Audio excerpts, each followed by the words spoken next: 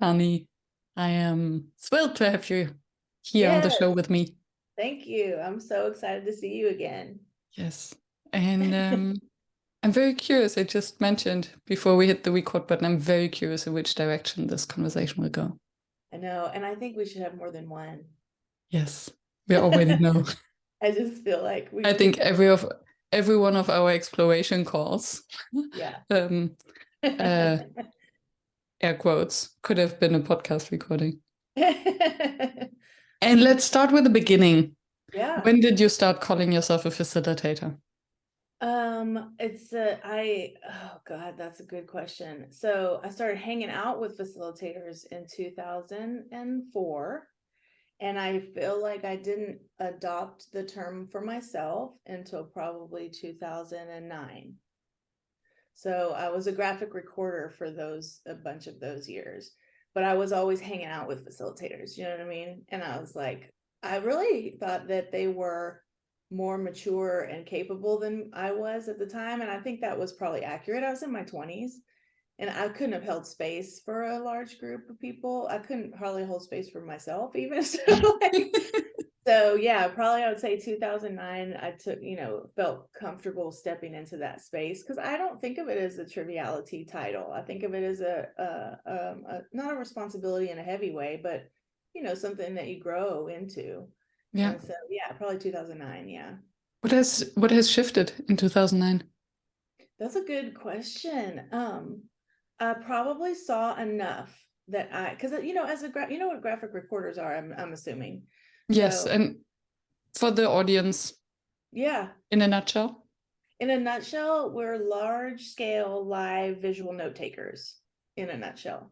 And what's beautiful about that career, which I coach and support people when they want to move into that career, is that you get exposed to all kinds of content and all kinds of people and all kinds of environments. And you witness facilitators, you witness people who are leading events, you witness people who are designing experiences for other people. And so I think I just had done that enough. And, I worked at the Grove in the Bay Area. And so I knew sort of the process of designing and like exploring and designing agendas for meetings. And so I think it's a natural evolution for graphic recorders. It's not uncommon that we become graphic facilitators. And so, yeah, I think I think it called to me too, though. I think it was part of my journey as a person growing up, because it's not something I was aiming to be. I just Yeah. it naturally occurred. You know what I mean? Yeah, nobody graduates from high school thinking that they want to be a facilitator. And exactly. And I'm so curious about you too. I want to know that about you. Is that okay for me to ask you? Absolutely. I I actually remember the situation. I don't remember the date maybe, but I started hosting workshops. I call them idea parties as a meetup. I just Nice. quit my job and was trying all different sorts of things. Yeah. And was approached by more and more people who asked me to facilitate workshops or to host workshops and design them and being paid for it. So that was cool. And then I read Priya Parker's book, The Art of Gathering, and there she used the term facilitator. Uh-huh. I was like, oh, that's it. There's a name Wow. for what I'm doing. So I put it on a sticky Interesting. note. So you I didn't am a even know there facilitator. was, wow. So that you didn't even have the term. I didn't know what it was. Isn't that crazy? And in German, there is no word for facilitator. Is there a word for, what's the closest approximate? The closest is process moderator. Oh, that works. And still there is a difference. So Yeah, I wonder what that difference is. And like, does that mean when you're working in that environment with Germanic peoples that they don't know what you mean when you say, yes, wow. I recently gave a training to a group of German coaches, and Yeah. that coaches and trainers, and that was very interesting because until the end they tried to figure out where facilitation fits amongst group Wow. coaching and process moderation. What would you say the difference is for process moderation and facilitation, just quickly, if you don't mind, again, me asking you a question? For me, the moderate so the process moderation comes very close. And then maybe the facilitation brings also everything in that is more of the experience design. So what's beyond the process? Yeah, okay, awesome. And the managing people and the mindset. So for me, facilitation is actually more about the mindset management than about the activities. Yes, beautiful. Yeah. And the coaching, in my understanding, is more that the inward looking. What is the working? How does a group work together as a group, and how can we improve that? And facilitation is how can we improve the work that the group does as a group? Yeah, how can we create a space for them to become a collective doing something and in a direction? Yeah. I think it's really a powerful, it's like an unsung heroic skill, facilitation. Yeah. You know, and I mean, because I'm sure you probably do it naturally in like other environments. I mean, you know, once you know that that's a skill, then you can use it anywhere. So sometimes you don't want to use it because you're like, I don't like other people be responsible for your experience. But, you know, just even like facilitating like a family trip, you're like sharing, can we share information more skillfully? Can we like get a consensus around what people want to do more effectively? Like, it's like if you're a hairstylist, you're suddenly cutting hair everywhere you go, you know? With, I think, the difference that with a hairstylist, everyone is happy about it and lining up. Whereas with a facilitator, everyone tells you to shut up and to stop facilitating their conversation. I know, if it's unsolicited, you know, but I think most people appreciate it, but it's context specific for sure, you know? Yeah, I think for me, what has shifted, so in the beginning, I wanted to facilitate all the conversations, and my family just got furious with me. And I now realized that the actual superpower that I learned, that I also then apply in the podcast interviews, actually the deep listening, synthesizing, paraphrasing, and asking questions. Totally. Yeah, that's actually what graphic recorders do too. So that's why it's a wonderful entry point into facilitation, because you're really doing deep listening. That is your job. And so it trains you. It's like a muscle. Especially because you're basically the fly on the wall. And you have to listen to such a deep level that you can translate the words and the atmosphere into a representative image. Yeah, it's a lot going on in a graphic recorder's experience. So, you know, it's funny because when I was at, like, I would say the peak of my practice, meaning that I was doing it all the time, you know, really like traveling constantly, I felt like there, you know, like they describe athletes sometimes where when you're in flow, you can actually anticipate, you know, where the ball's going before somebody's even thrown that thing. That's how I got with conversations. I was like, this is going to head in this direction, and these two people are going to have like a moment of having to crash into each other. Like, it was intense because it was, you get in flow states. But I can't get there now because I don't graphically record anymore. But it was a beautiful thing to to have that experience. And so I was grateful for having entered into facilitation that way. And I loved how you described earlier that back then you might not have had the skill to hold yourself to even dare holding a group. Yeah, no way. I was not emotionally mature, self-aware. I mean, there was, you know, I was really, I think, like many people, just sort of reactionary and opinionated, and, you know, easily annoyed. And, you know, I mean, you can't be any of those things when you're holding space for anyone, you know? And so that's another reason I think facilitation is such an incredible skill, especially for modern life, modern times, because I think that I don't see a lot of people that are skillful at those things, even if they are 40 and 50 and 60. I mean, it's not about an age thing. It's really about a state of mind and a state of heart. So I think that we are sort of wisdom keepers in the sense that we're demonstrating how to be in and make room for others. And it takes practice. So how did you learn it? Facilitation? Or the holding the space, the not being opinionated, the not being, all these things that actually make a good facilitator that you rarely read in a textbook about facilitation. Yeah, that's true. That's so true. Well, I learned mine in a Zendo mostly, because I spent like 15 good years sitting in meditation, not like in a cave or anything, but in a community. And again, I didn't understand what I was doing. I wasn't trying to get somewhere or trying to learn something. I was really just creating a space for self-soothing and for restoring my well-being and stuff.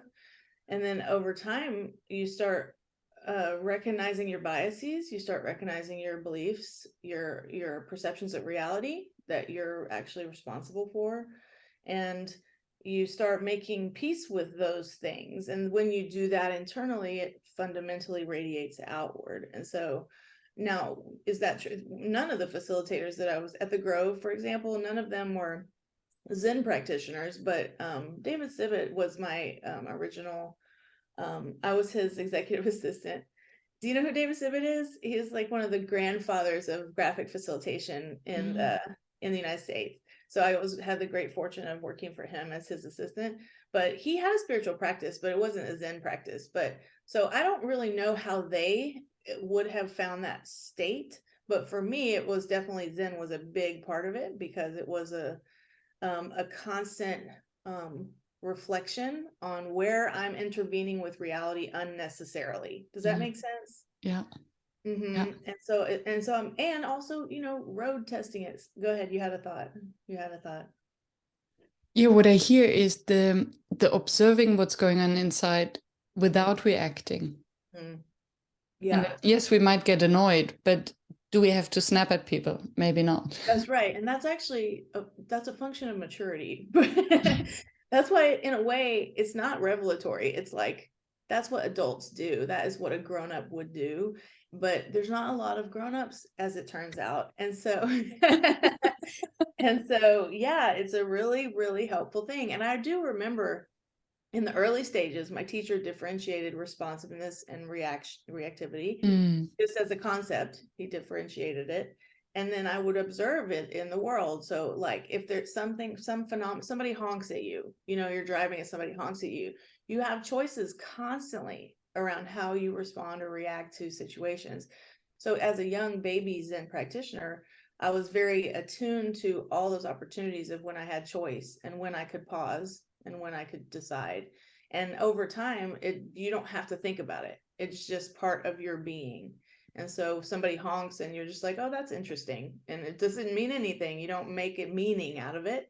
And you don't get, angry. It's just not personal. It's like, it's a phenomenon in life. And that's what it is. And I'm not saying I occupy that space all the time, because it's an energetic, it takes energy. And you do have to practice it over and over and over. And so it's useful in groups, because in groups, all kinds of stuff happens, and, people are people and they're complicated. And I have some great stories. And I didn't know that was going to contribute to my facilitation practice when I was sitting in the Zendo. I didn't make the connection there at all until later. And it's applicable in all parts of your life. So it's very, very valuable, to be in the driver's seat of your experience instead of at someone else's whim, Yeah. And it starts with the awareness that you actually can. Oh, it's incredible. It's like, exactly. And I think that, and here's the thing too, a lot of people have resistance to that insight, because why? Because it means you're responsible for your experience. And a lot of people don't want to be accountable for what we're experiencing. It has all kinds of implications about how you live. You don't get to blame people for things. You don't get to, rage against the machine all the time. It doesn't mean those things aren't there, like systems of injustice. It doesn't mean they don't exist, but it means that your stance and your composure inside of those systems belongs to you. Yeah. And I've met plenty of people who don't want that accountability.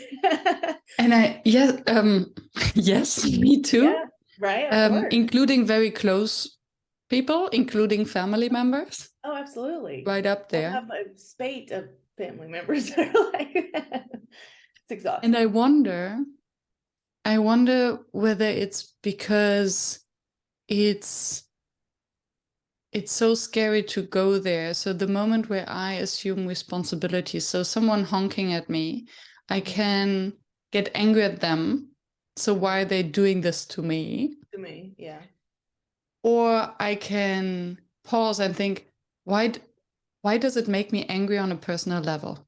Yeah, absolutely. Like, What is what am going I on making that inside of mean? me that I Yeah. even react emotionally? And I think that's a Exactly. difficult part, It's very because difficult. he Yeah. doesn't honk because of us. He honks because he didn't have breakfast yet, or That's because the he was in a thing. fight, or That's right. she. Like, there's any number of reasons that are not related to a reflection on our character or our history. It has nothing to do. And even, and that's, I call that the inward turn. So the time when your attention turns inward to notice your own experience and your own physiological and emotional reactions.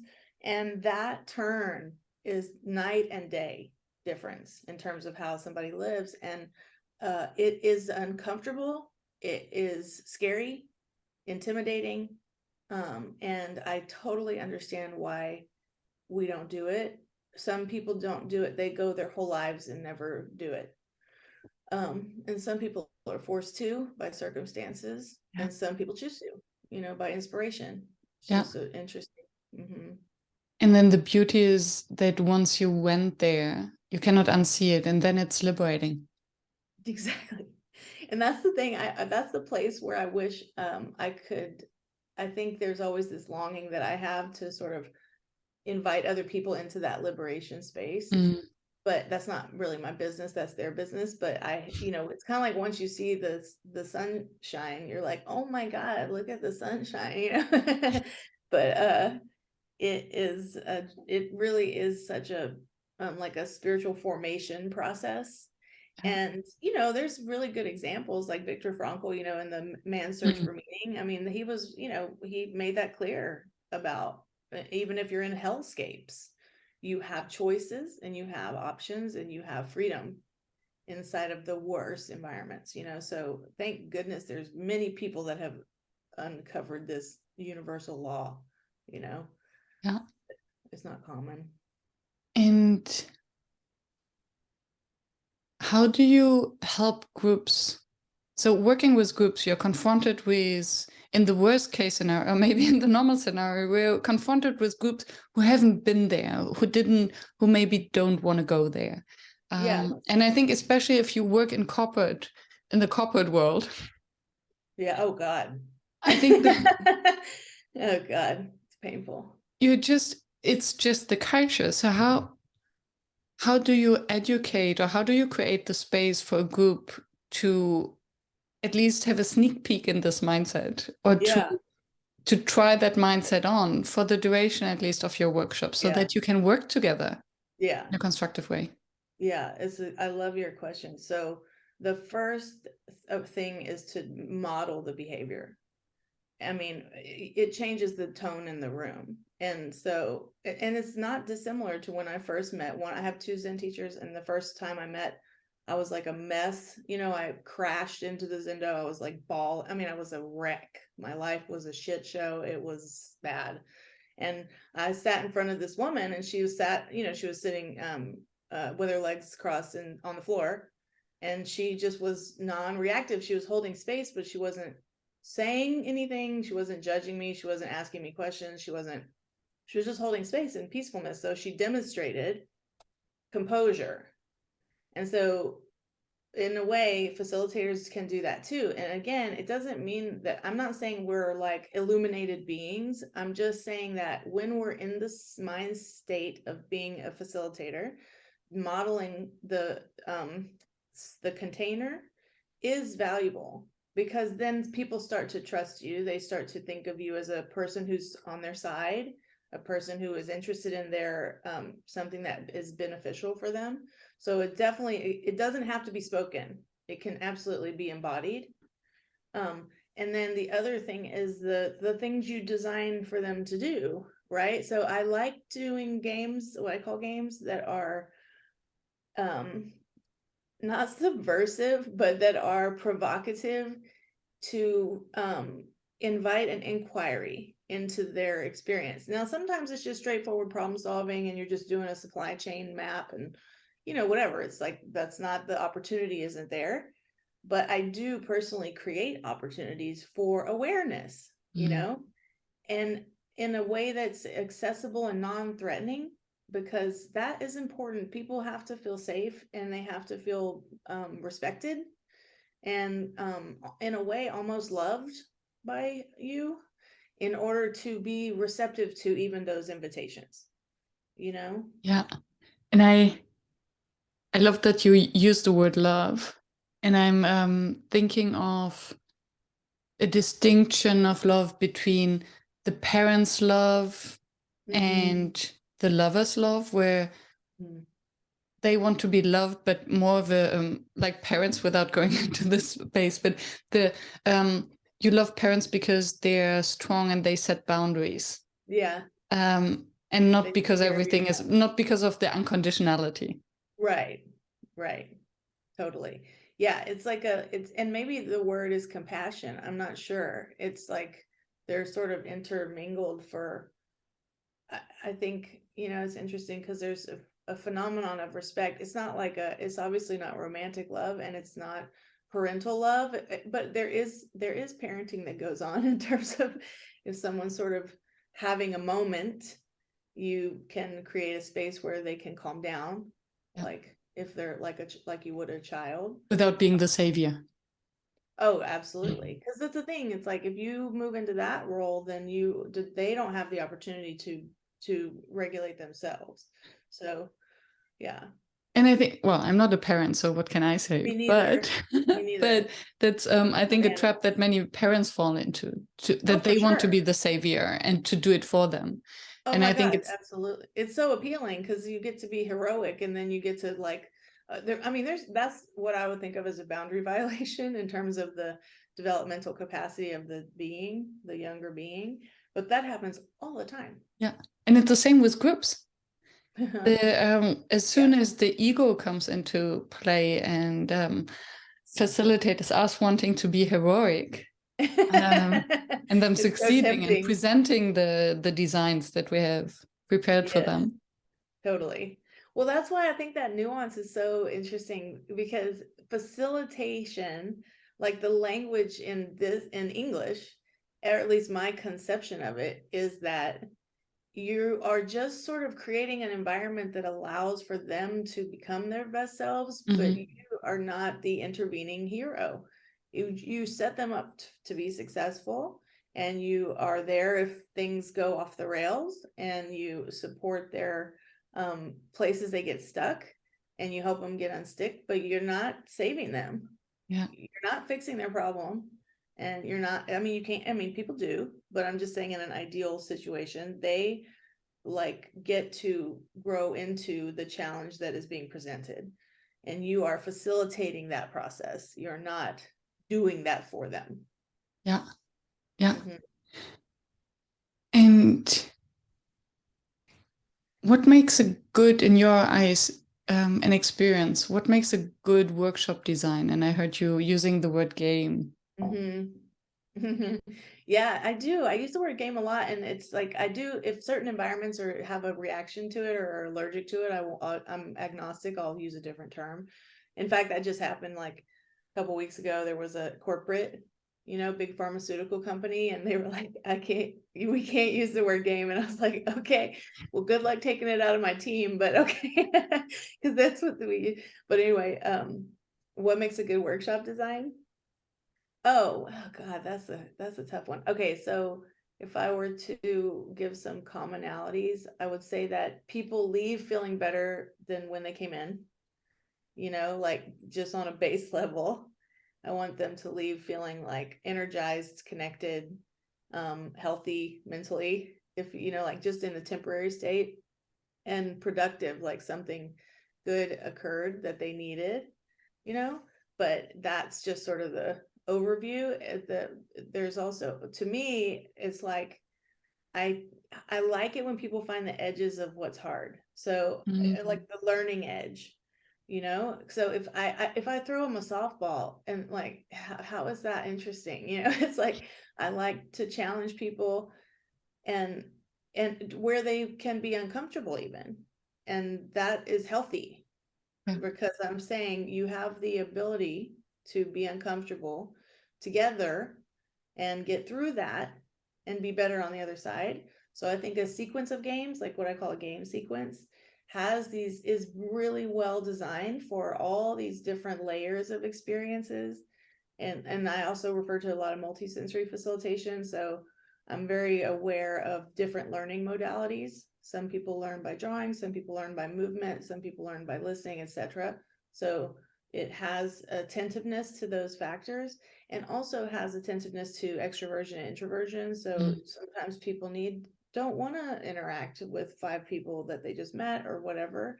So, and also I like to get people outside and inside, like, so moving in and out of your physical environment. So for me, good workshop design is a lot. It's a robust design process. It's not a slap ass, recipes together. And it can be, but I can't stand designs like that. But it takes me longer time than normal people to design a experience, because I'm really aware of the people, what's happening in the learning journey in all these different areas, and where is it going. And I feel I don't know if I could make it simpler, the one time I had to do it recently, I surrendered, but it was hard. Yeah. Go ahead. Thank you for walking me through. And I think that's the art of it, right? To break it down, to make it so simple. It's not easy for you. It's not easy to make it simple. Yeah. But then if the group comes out at the end like, oh, something happened, we have a result and we didn't even see this coming. Yeah. And if they feel closer to each other, so they feel or slightly less annoyed, because if the culture is, coming in hot with not a lot of good energy, but if that energy has gotten better, that's a victory.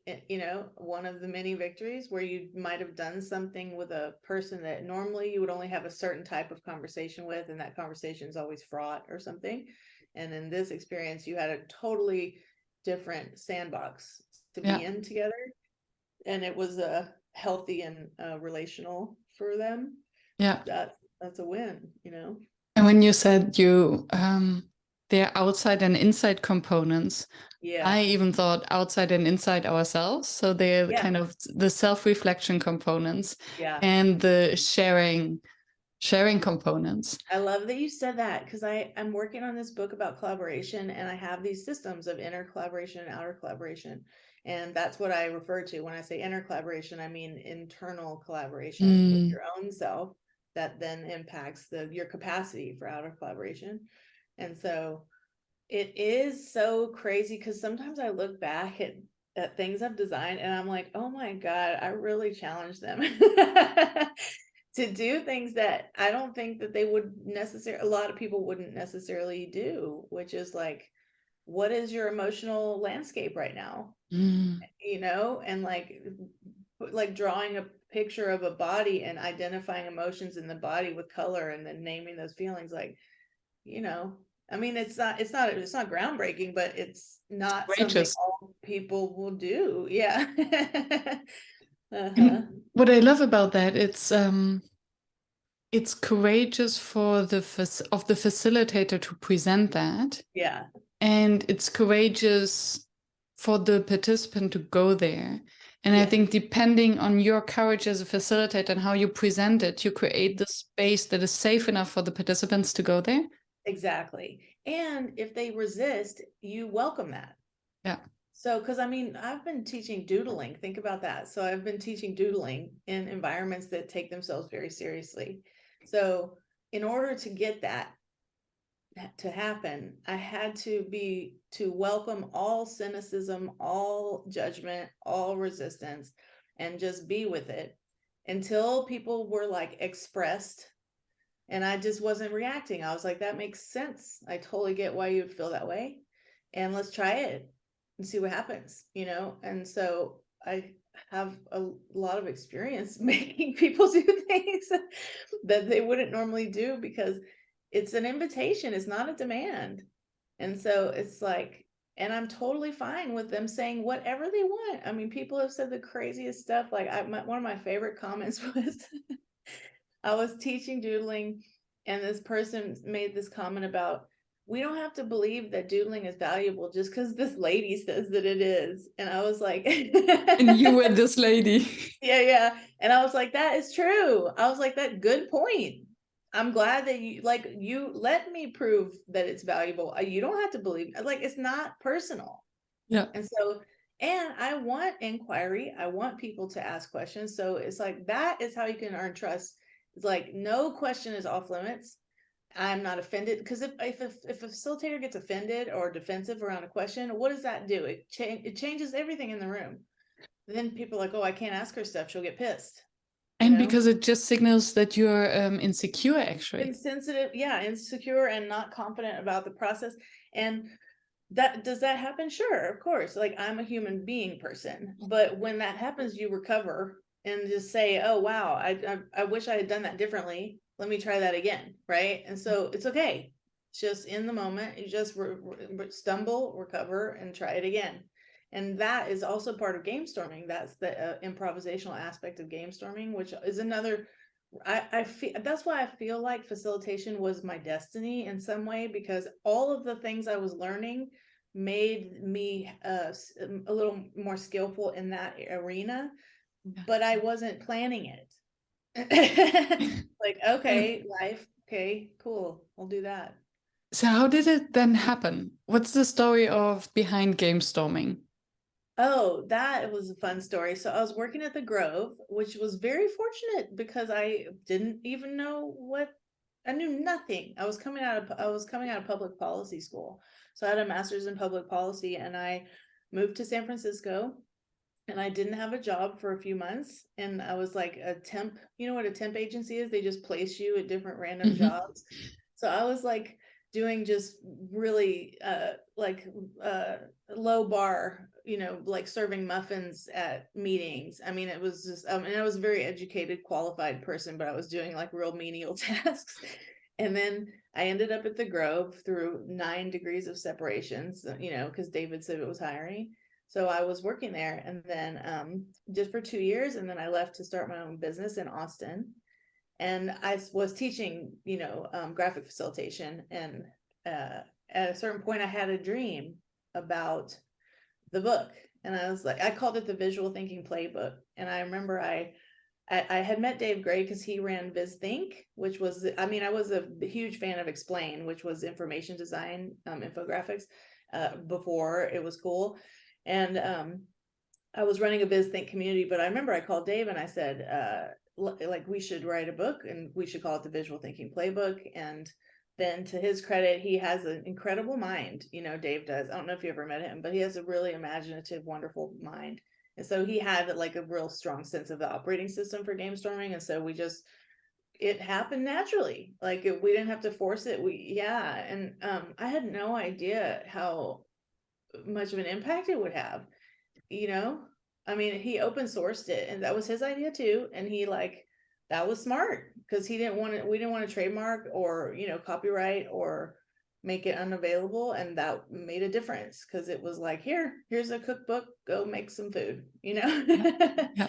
So that was a wonderful journey, and we're actually working on the 2nd edition right now, but I know. Nice. I know, I'm so excited, because we're going to just update it with like virtual and, other things that readers have requested that weren't in the first book. So that's in the process. Thank you. Isn't it beautiful when the stars just align and things become easy? We don't have to force them. Yes. Oh my God. It's been a while, like, since, because, there's like finding the resonance and then following that is a practice in itself. Because we don't grow up with that things can be easy. Exactly. It's always work is supposed to be hard, and we have to, it's difficult, and we have to suffer. Totally. And like, you have to control and predict and like, like grab it's like, what? Yeah. Last year, my mantra was, what if it was easy? So I plastered all my walls with sticky notes asking the question, what if it was easy? Oh my God. And And I found myself in Wow. different situations, just receiving an email, trying to reply, and emotion. Okay, what if it was easy? Taking a step back. How does the most easy solution look like? Wow. And did it come to you, the easier solution? Yes. Whoa. Usually it's very often it takes a run first. Yeah. Running is my new meditation. Sophisticated. I used to meditate a lot and now it's running. Yeah, yes. That's the other question that is in the ballpark of that, is how simple are you willing to let this be? And it's like that's another one, right? Isn't that good? It hurts almost. I know. It goes straight into the ego. I know. I swear, because I have the same problem. Like it's not overthinking. I don't know that I go into that space, but it's like almost like branching understandings, and like it can just go infinitely, because it's like, oh, there's another trail that is built onto this model of in my mind. And so yeah, how simple can it be? I'm like, oh my God. I mean, I remember I designed an agenda recently with a co-facilitator friend of mine, and watching his process, part of me was horrified, because I was like, this is the fastest. I told him like several times, I was like, this is the fastest I've ever put an agenda together in my career. And I'm observing my reaction to it, because I was like really uncomfortable, and I mean, I'd never, it took like 3 hours, and I was like, it was like a 4-hour event, and designing the agenda took 3 hours. I was like, wow. How did the event go? So, okay, great question, because a lot of how it goes is contingent on the perception of the client. And so if I was speaking it from my point of view, it'd be different from how I'd say for them. And so they were, I think they were really happy. I wonder, because it was his client, not my client. So I think he had conversations I didn't have, but I didn't hear any complaints. I heard appreciation, I heard gratitude, I heard like that kind of stuff. So, but in my mind, I knew that there could have been a solution that was better, and that it could have been more elegant. And so it was great to witness, because I came back and I thought, am I overcomplicating my design process? I don't think I am, because the output is good, and so, and like the people are always like, wow, that was special, but it's not efficient. And there is something to be said for efficiency in design. What do you mean? Can you give an example? Well, it's like, okay, so if I were to design that 4-hour experience, I would have interviewed multiple stakeholders prior to that, if I could get access to them. We only had 3 weeks or something to design it, so that was a factor. But I would have interviewed multiple stakeholders, and I would have asked them a lot of questions. So I never come into an experience just cold, not knowing anything about the culture, the group, or the context, or the dynamics, or the leadership structure, or what's happened when they had this meeting last year. What did they do? Like all the questions. And then that informs so much of my design process. So if efficiently, I would just not do that. I mean, he didn't do that, and I was horrified. I think it's a gamble. It can backfire. You can just step on toes and make mistakes, and that's totally fine. It's just for me, it's like, it's not natural for me to do that. It's like, I mean, I would never design a car without knowing who I'm designing for, and where they're going, and what do they need in the car, and like, why are they going? And it's just what. And so, but I'm trying to understand how they did feel about that actually, because we went to dinner afterward. The main client, the main stakeholder, she had a good relationship with my friend already. So I feel like that relationship is still in place, and she felt good about it. So I did not ask the kinds of questions I would have asked in a debrief, because it was his client, and I didn't want to reveal that I was concerned that she might not have got what she wanted. So I didn't have clean information around that. Yeah. But yeah. And what I hear, you said that they were wowed and the group was happy. And I think if you've never experienced what excellent looks like, many people, many groups are very happy with mediocre. Oh my God, don't even get me started. It kills me. Like when I was working as the innovator-in-residence at Mural, it was a whole generation of people who didn't know what facilitation was. And they had a toy, which was the visual collaboration tool. And we're playing with the toy and had no, so it's okay to play with a toy and not know what's like, you have to experiment, but to have no curiosity around the background of that practice was rough. It was rough. And I think there's a lot of that going on all over the place. Yeah, and I have mixed feelings about the fact that facilitation is not a protected kind of profession, because on the one hand, I think you cannot put it in a box. It's hard. And facilitation means different things to different people.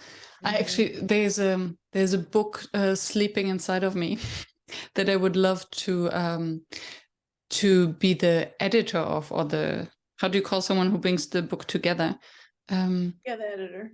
On what we speak about when we speak about facilitation. Ooh. With different contributors having just an essay. Oh, like the curator. Oh. Curator. Yeah, curator. Cool. Because I think it's, right? I think this idea. can be very interesting. God, I would love to hear the perspective of a whole host of, because I saw you had Juanita Robertson on your yes, in your prep materials. Yeah. And so in her world, facilitation is, I think it's probably more of a spiritual practice, and it's a more emotional. I don't know for sure, but that's my perception. But I think, yeah. So, because here's the other thing is, I was just taking a chaplaincy program. It's like a 2-year program, and I was in the first year, and they were facilitating in environments that are very, very different from any of the ones I would facilitate in.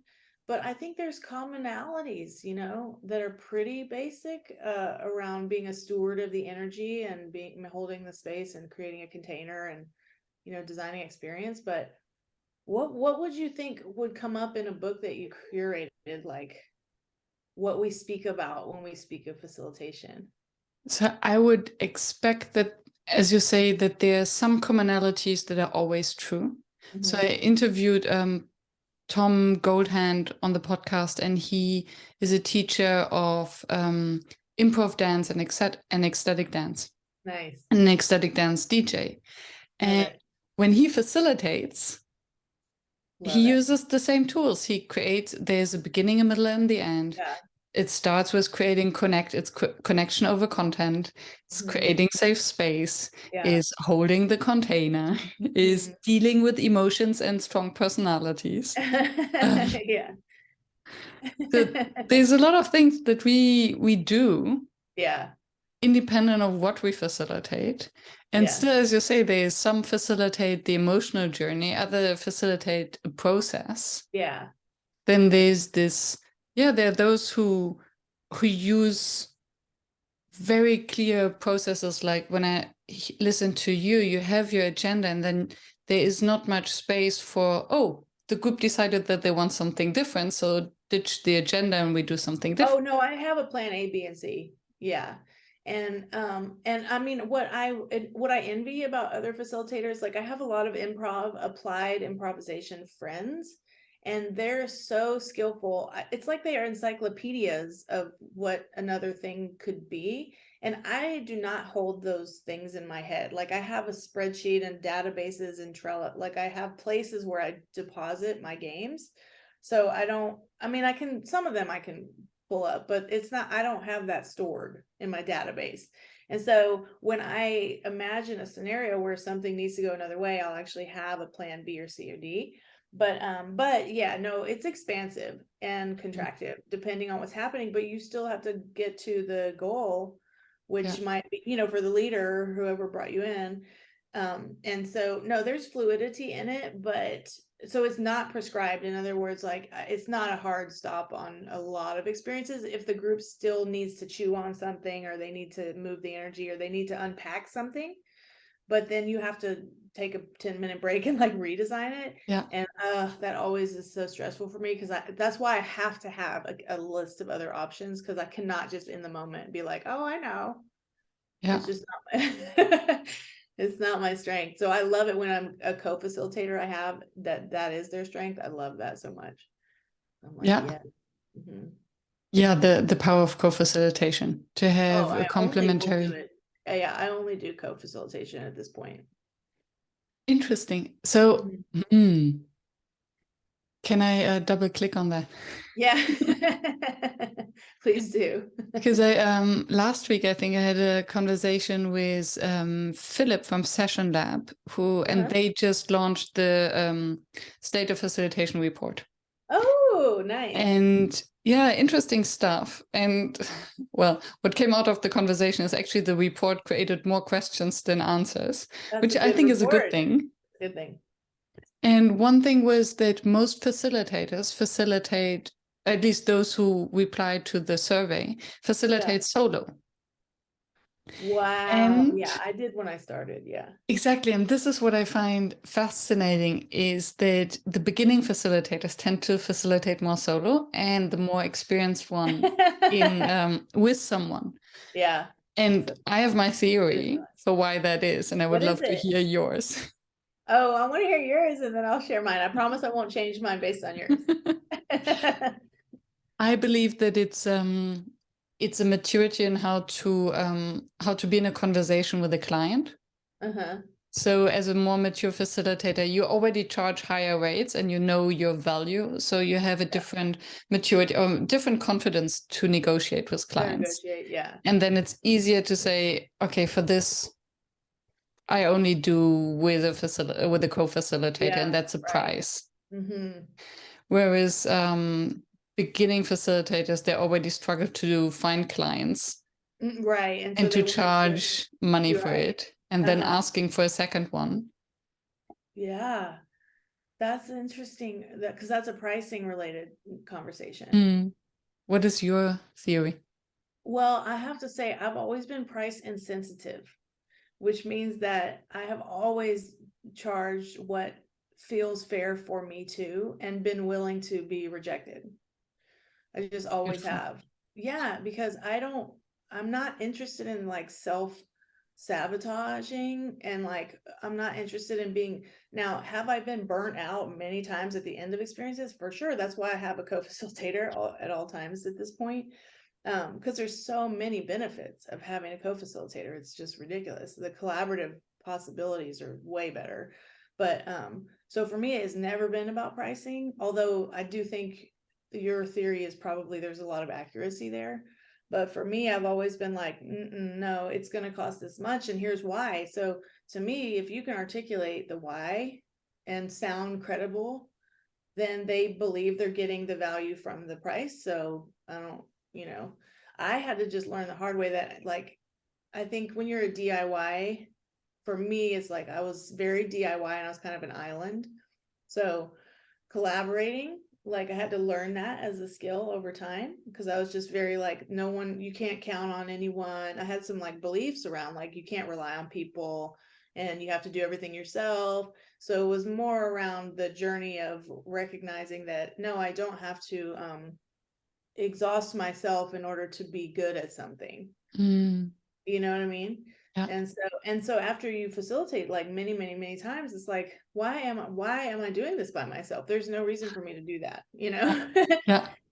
And I think if you, maybe your margins are slightly less, like if people don't feel comfortable doubling down on the price, it's still worth it because the workload is distributed differently anyway. Yeah, you have more energy left at the end of it. Oh my God. And I think better. And then it's an art to find the right fit of a co-facilitator. Yeah. That you're complementary enough to really benefit. Yeah. But not too different so that you would get into clashes. I know. That is so true, because I think finding the tango partner is the practice.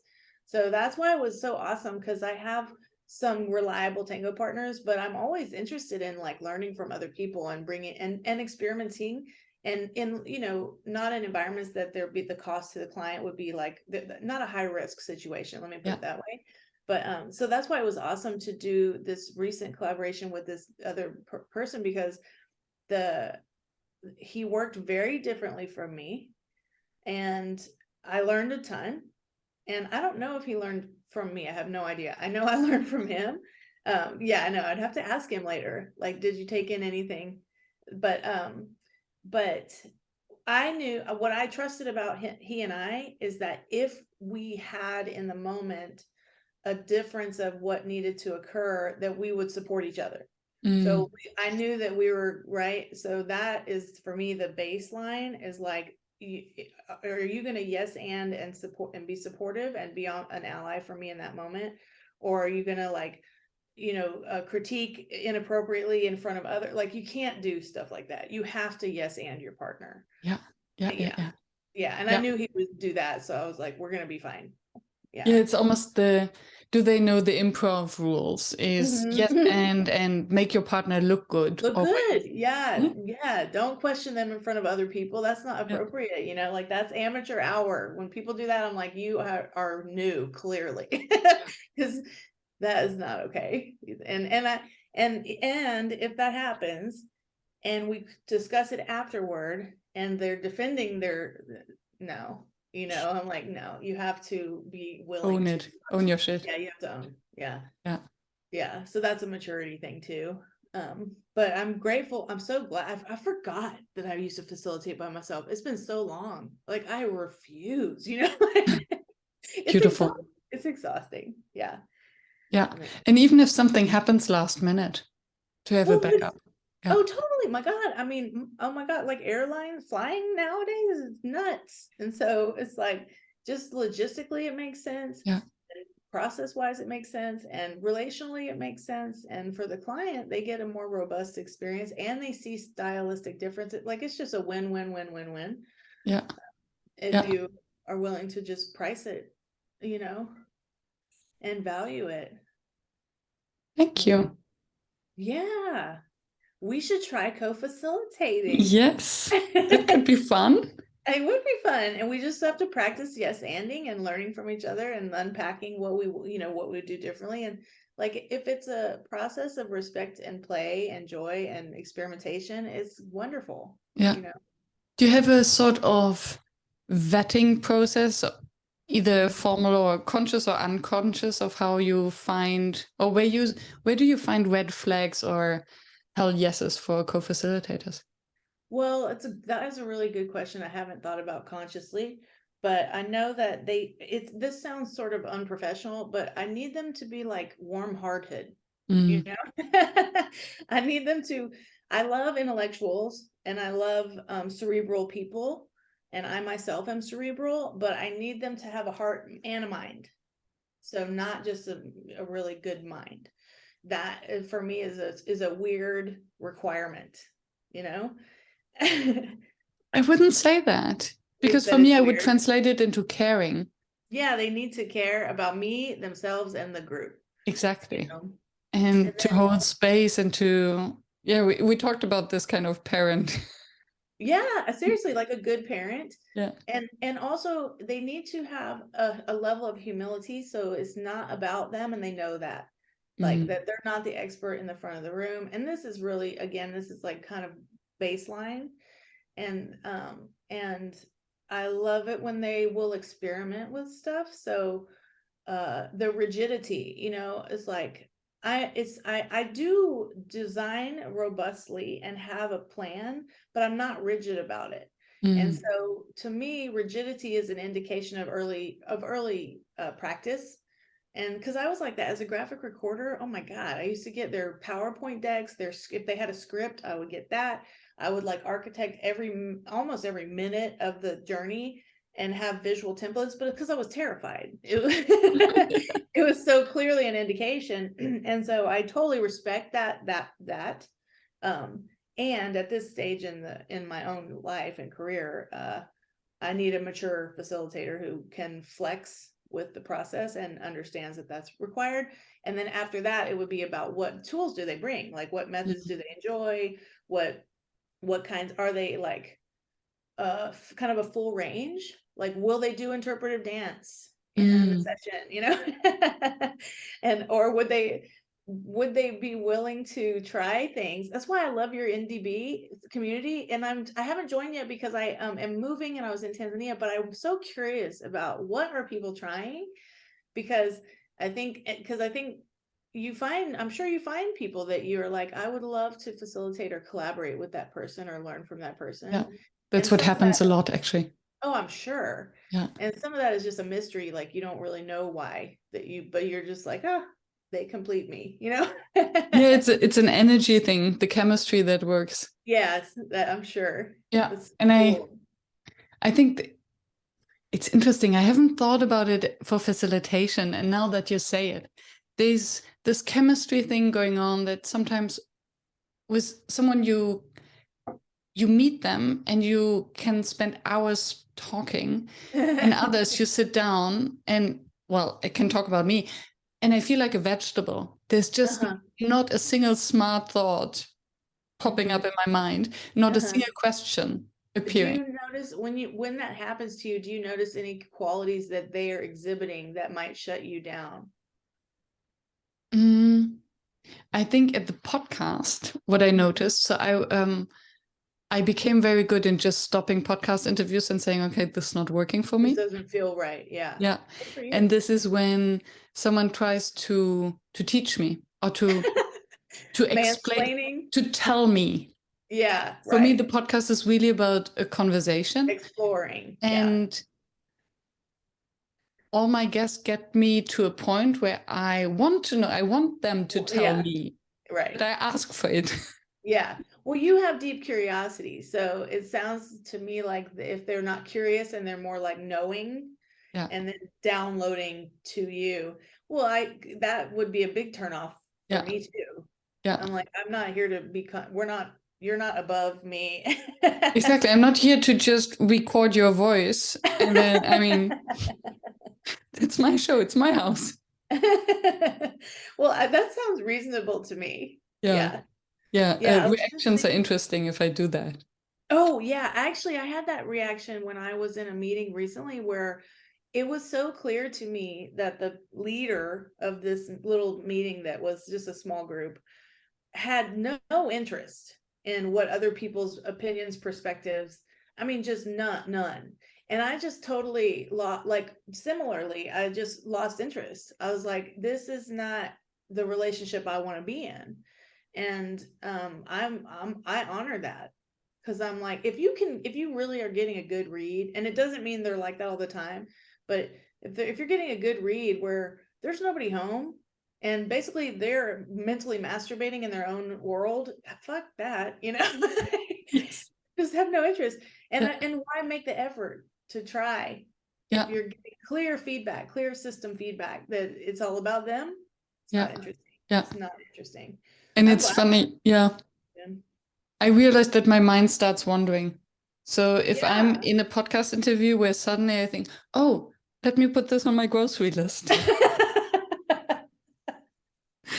It's usually the moment okay, something is going wrong. This is not working for me. Let's discuss this.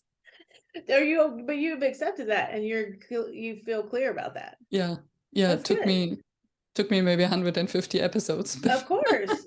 Well, because you have to give yourself permission, and also it seems impolite, or whatever hurdles you had to go through in your mind to let yourself do that. That's big. I applaud you. Yeah.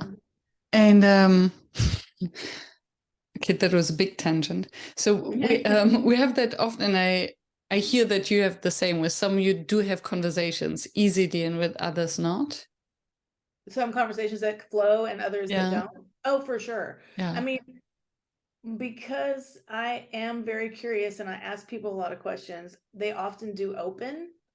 But if I don't hear questions back, right? So if it's like a one-way street, then I won't pursue another dialogue most likely unless I have some reason to. I mean, I feel very fortunate in this facilitation world, because you get to choose your destiny. You get to choose who you are, who your client is, who you work with. I mean, not all, and again, like, you have to have a sort of baseline of financial income, because I've had like shitty clients for sure, but not forever, you know, because you start going, oh yeah, that didn't feel nourishing. It didn't feel restorative. It didn't feel like we were like a good stewardship of our energy. So I'm going to choose not that over time.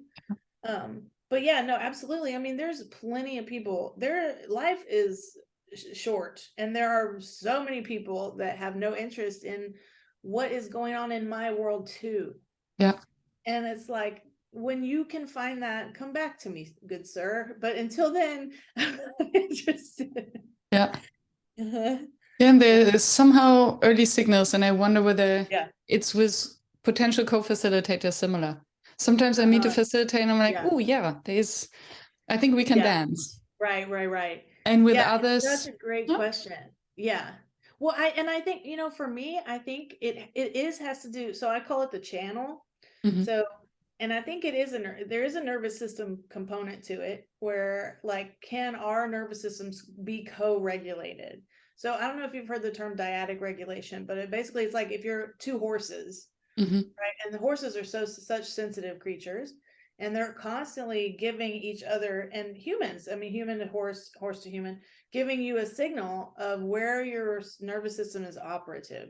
And I think that goes on with, I mean, I know that goes on with human beings all the time. And you know, your nervous system scans 4 times a second on average for, am I safe? Is this a good relationship for me? Like that. It's wisdom, deep wisdom. So I think partly it's below conscious awareness. It's like, yeah, this is not a horse I want to run with, you know? Interesting. Yeah.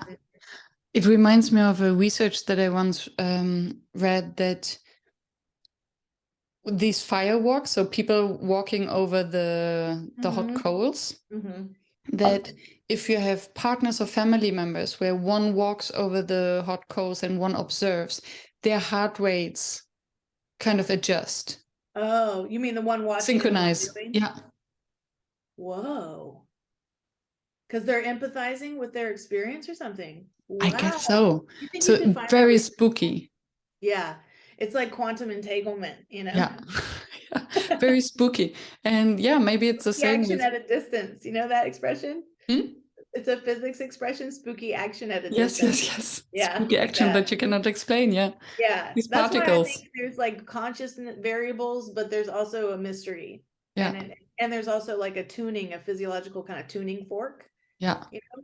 And I think it has a lot to do with safety, like psychological, emotional, physical safety. You know, that is like, am I going to be taken care of in this relationship? Yeah. And so I think you can and should trust those instincts. Totally. Yeah.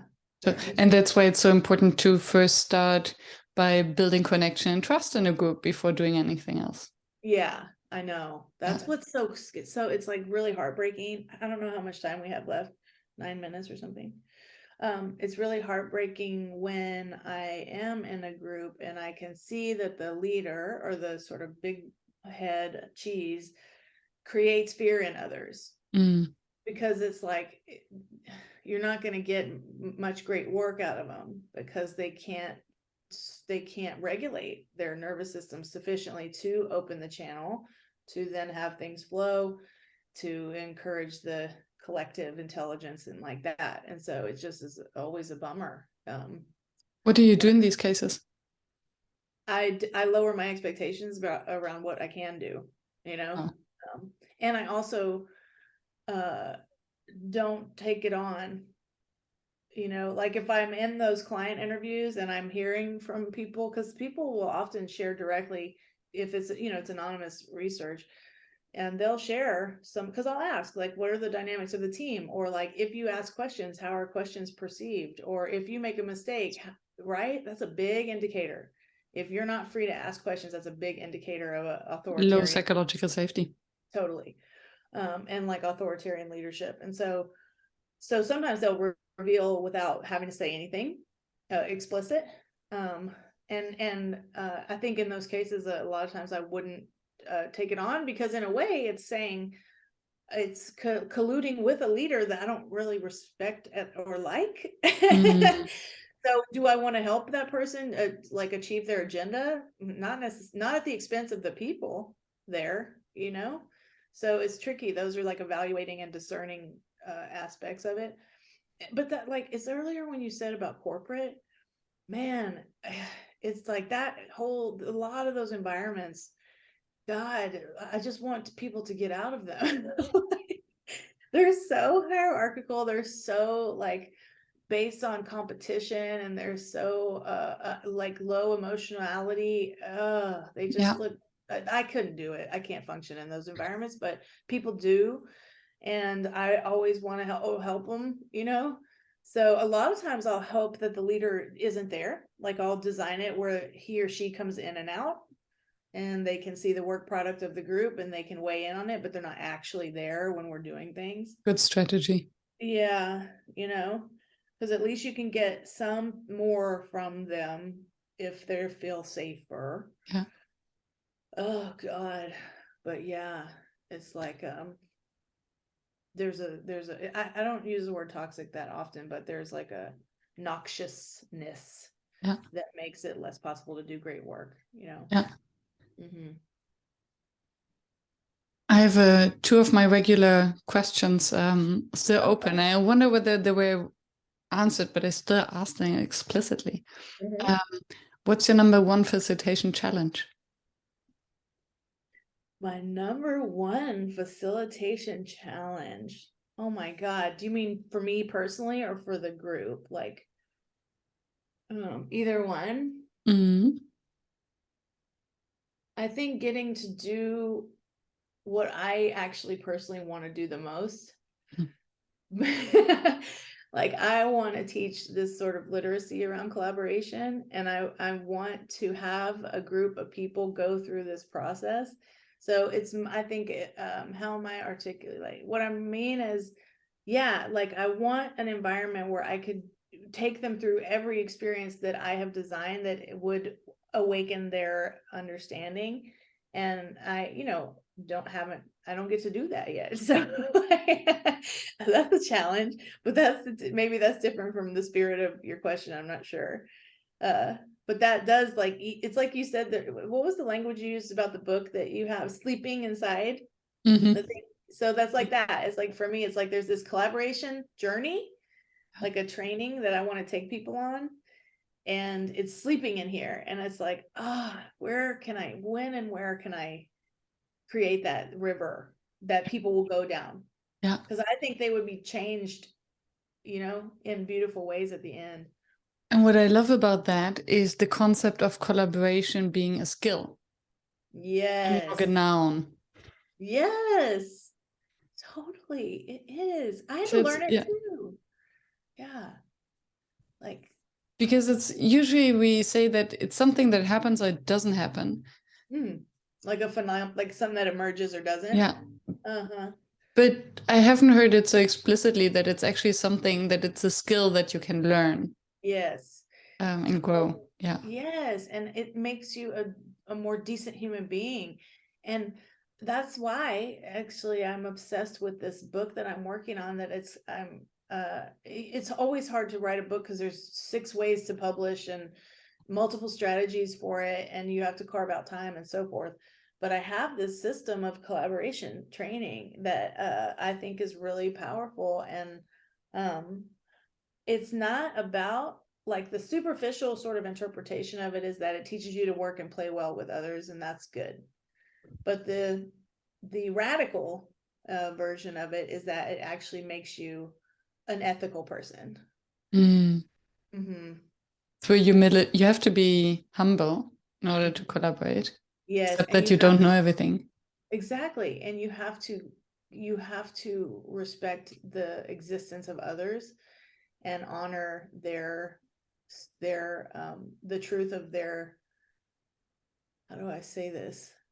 Their spiritual nature, meaning that they're not an object. Like, you can't objectify people if you're really deeply a collaborator. You have to respect their boundaries. Communicate your own. Yes. And so your humanity is brought into that equation, as is theirs. And so to me, like, if you actually look at it, Miriam, like, if you take the spectrum of like narcissism or sociopathy or psychopathy, and then you go to the other end, which is like extreme altruism or deep empathy, people on this end cannot collaborate at all. Do not have that functionality, because that requires a sense that the other person is as important as you are. Yeah, narcissist. That's basically the definition of a narcissist, right? That they don't. Yeah, that's right. Other people are objects for their own end. But the other and at the other end of the spectrum, they cannot either, because they lack the self-esteem. So you mean, so empathy. Go ahead. Okay, deep empathy maybe, but extreme altruism would basically only live for the other person. Well, if you mean martyrdom, right? Yeah, so I don't mean martyrdom where you don't count. Yeah. And only the other person matters. Okay. I don't mean that. Okay. Yeah. But to your point, there's ditches that you can fall in either aspect. If you're self-flagellating and you don't honor yourself, is included in the stewardship of selves. Yeah, you're not excluded from that, right? And that's actually interesting, because the moment you exclude yourself, and I think that's even people who don't suffer from extreme altruism fall into the trap of neglecting their self-worth. And especially if you have maybe a hierarchy in a collaboration, then neglecting your own worth and only be in service of the other is not collaboration. No, that's correct. It's not. It's actually objectifying yourself. Yeah. Right. And so there's this place in between where that's why we said not one, not two. There was like a potential title for this podcast, and it was not one, not two. Yeah. Which means that you still exist inside of this system, but you're also part of the collective. And so they're both true. It sounds paradoxical, but they're actually both true. So you can offer something and also be offered to, and you can co-create, and like there's a sort of dependent co-arising that occurs because you're all there, but you're not. But that to me is like essentially an ethical compass. It's like for humanity. So for me, collaboration is much, much more important than I think people perceive it to be. Like if you're really good at it, it means that you have deep capacity to love and care for others, And yourself. Exactly. Thank you for pointing that out explicitly. When I say others, I don't mean excluding us. Yeah. Beautiful. Yes. Looking forward to that one. And then hopefully you come back to the show to speak more about your book. I would love to. Yes, I already invited myself. Yes, please. And before we close, Amsterdam too. Go ahead. One more question. What makes a workshop fail? Oh, I think a lot of the things we were talking about, actually, it's like your workshop can recover from, mediocre design, but it cannot recover from broken trust or a disrespect, or it can later, but in that moment, if you lose the confidence and the faith of the people in the room, it will fail in terms of getting a good outcome. Yeah. I'm so glad I asked the question. Yeah. Oh, I love the reply. It can recover from mediocre design, and it cannot recover from broken trust. No. Mic dropping moment. Mic drop him. It's just, if you try to limp along after that, it's just painful. Yeah. Thank you. Thank you. I love your questions. I love your curiosity. I just adore it. It's such a gift. My God. I mean, I was reading the questions you sent last night at dinner, and I was like, I just wish she would be my friend, Because it's not that common to have people that have such wonderful community. I mean, I'm so curious about the NDB community and how y'all play, and what I want to be in there, You will. I know. I'm so grateful that you built that. Yeah. Like that must be really, I hope that's rewarding for you. It is. Yeah. I'm looking forward to hang out without the screen. Yeah, me too. Yeah, you could come back to Portland and remember your high school self. Yes, definitely. Portland was a good place. It was? That's awesome. Yeah. I've only been there twice, and then we're just going to move there. But no, I'm really grateful, and I am going to find you. Yes. Not like in a stalky way. You may stalk me. I'm in Amsterdam. That's good. Only the doorbell is broken at the moment, so you might ring me before. I'll throw some at your window. Yeah. Thank you. Sure, my pleasure.